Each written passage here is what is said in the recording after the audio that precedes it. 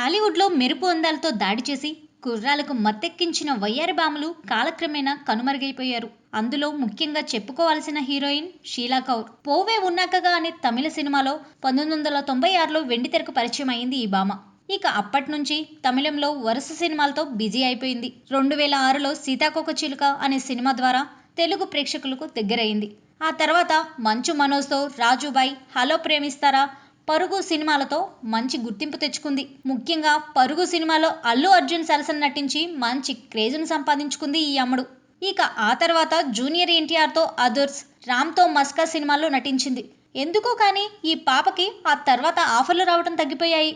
చివరగా తెలుగులో 2011లో పరమవీర చక్ర సినిమాలో బాలయ్య బాబుతో కలిసి నటించింది. అంతే.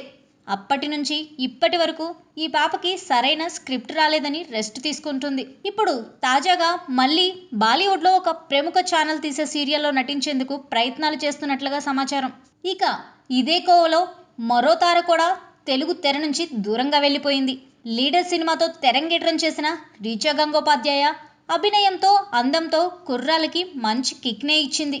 ముఖ్యంగా చీరకట్టులో ఈ పాపను చూసిన కుర్రాళ్ళు రాత్రిళ్ళు నిద్ర లేకుండా గడిపారంటే అతిశయోక్తి కాదేమో. అంతలా తన అందంతో అందరినీ ఆకట్టుకుంది. ఆ తర్వాత నాగవల్లి, మిరపకాయ్, సారొచ్చారు, మిర్చి, బాయ్ సినిమాల్లో నటించింది. మంచి గుర్తింపు వస్తుంది అనే టైంలో పాప వెండితెరకు గుడ్ బై చెప్పేసింది. 2013లో రిలీజ్ అయిన బాయ్ సినిమా తర్వాత MBA చదివేందుకు విదేశాలు చెక్కేసింది.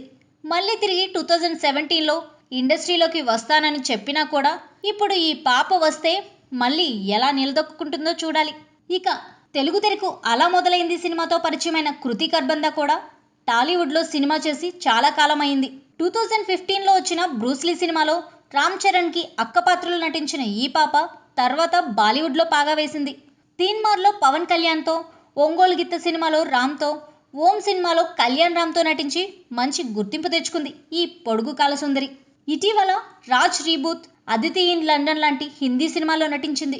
తెలుగులో మాత్రం బ్రూస్లీ సినిమానే కృతికి లాస్ట్ సినిమా. దీని తర్వాత అమ్మడు తెలుగు తెరపై అవకాశాలు కూడా రాలేదనేది టాక్. ఫైనల్గా ఈ కోవలో చెప్పుకోవాల్సిన మరో హీరోయిన్ దీక్షా సేథ్. 2010లో క్రిష్ తీసిన వేదం సినిమాతో తెలుగు తెరకు పరిచయమైన ఈ బబ్లీ బుగ్గల గర్ల్ 2 సంవత్సరాల్లో టాప్ హీరోలతో నటించి అందరినీ ఆకట్టుకుంది. ముఖ్యంగా స్కట్టు వేస్తూ తన అందమైన టైస్ చూపిస్తూ కుర్రాలని పిచ్చెక్కించింది. చబ్బీగా ఉంటూనే అభినయంలో కూడా టాప్ హీరోలకి ఏమాత్రం తీసిపోకుండా నటించి మెప్పించింది.